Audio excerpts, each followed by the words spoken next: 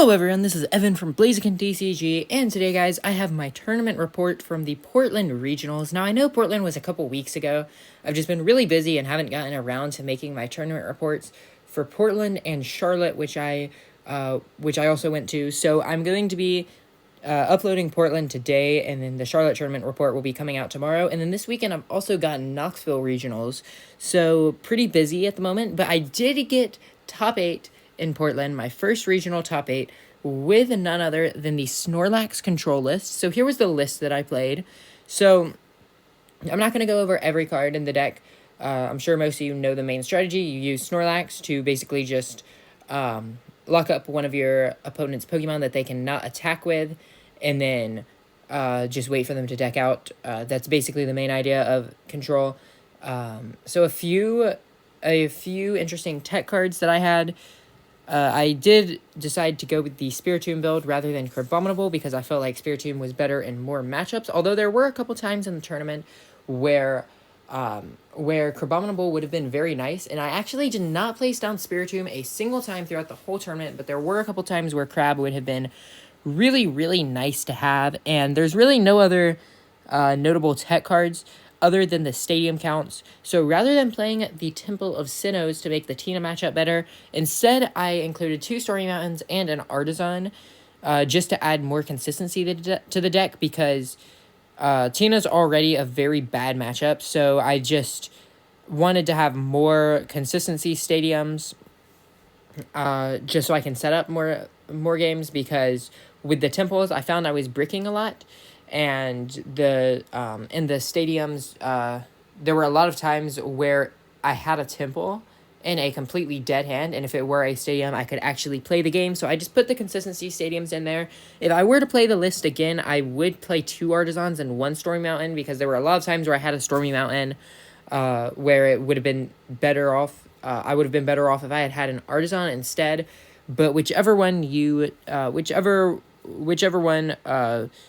play, it's probably not a big deal. So let's get into my matchups. So round 1 against Jonathan Taylor, we played against Zard, which is it's probably my best matchup, which is one of the main benefits to playing Control, because if you play Control, you have a really good matchup against one of the top decks. So game 1, he started Rotom, so I basically just almost just won on the spot.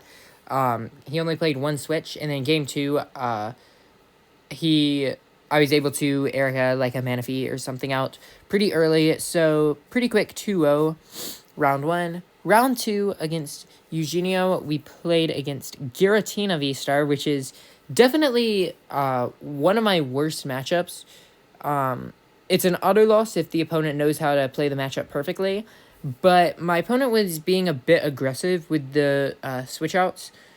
They used a couple switches turn 1, and then a couple times they were jetting into Cramorant just to spit, which whenever they did that, I would always have Penny plus Countercatcher. So I won against Giratina 2-0, which I was pretty surprised about, because Giratina is one of my harder matchups. It's not unwinnable, but it is definitely very hard to beat. So started off 2-0. I had never started off 2-0 at a regional before. I had always lost or tied one of my first 2 games. So feeling pretty good going into round 3. I'm 2-0. Things can only go downhill from here, right? So round 3, we played against Gavin. He was playing Miraidon, Peony Miraidon. So game 1, he had the Miraidon in the active spot. He put down Squawkabilly, so that was a Pokemon that I could trap pretty easily. So I was able to just gust it up until he ran out of switches. And he only had 2 ropes and 1 cart, I'm pretty sure. So only 3 switch outs. So I won the first game just by trapping the Squawkabilly. Then game 2, I got really lucky. So he started Miraidon and was just manual attaching to the Miraidon. In my first Erica, I played Erica like turn 2 or 3. My first Erica got out his Lumineon. He used a switch to switch into Miraidon and take a knockout. Then I counter-captured the Lumineon. And here's where I got really lucky. I used Misfortune Sisters and discarded both of his ropes, so he just had no win condition. He had no win condition there.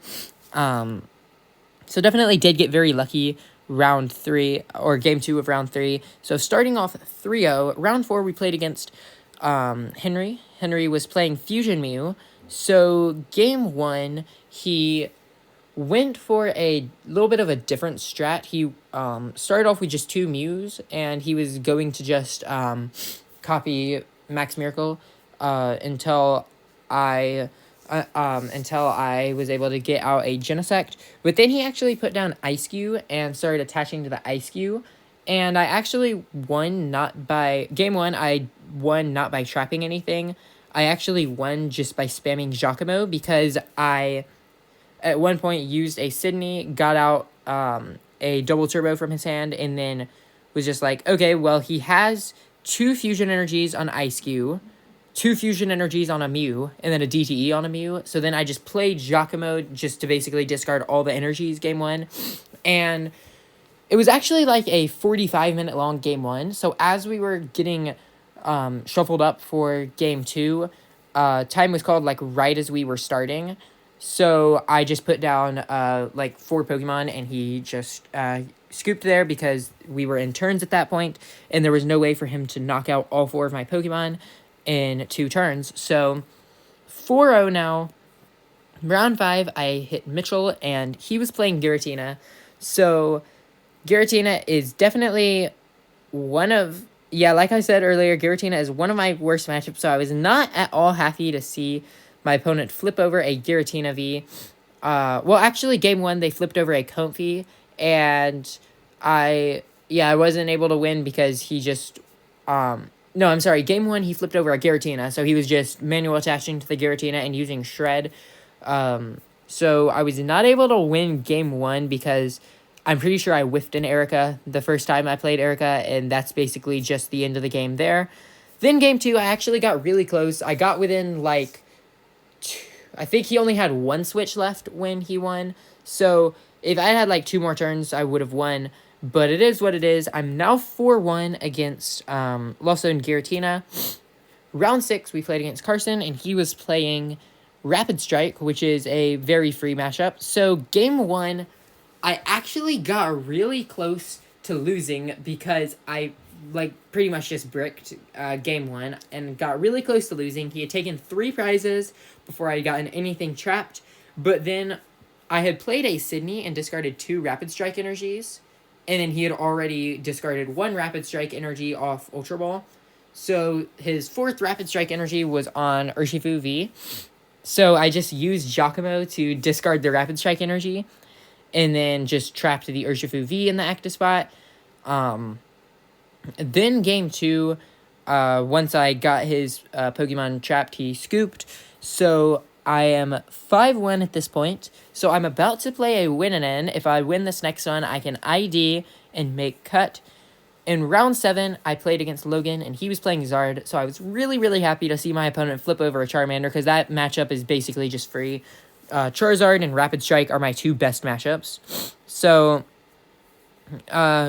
we actually spent we spent like, similar to my game against Henry, we spent like 45 minutes on game 1, and then I won at the very last minute.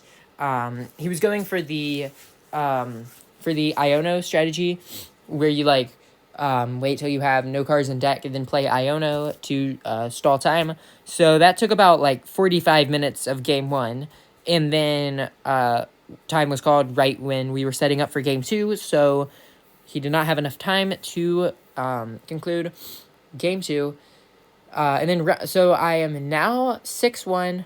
If I ID, I'm guaranteed to make top cut. Round 8, I played against Martin. He was playing Rapid Strike, and we ID'd.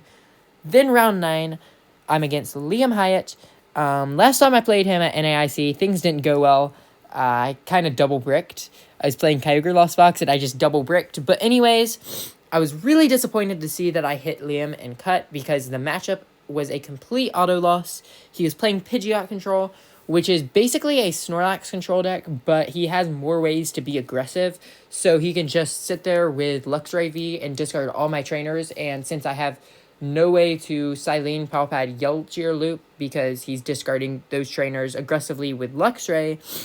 I always deck out first because once we're both down to Bird loop and I have no way to Silene, Palpad, Yelchier loop, he just puts down Spiritomb and I deck out.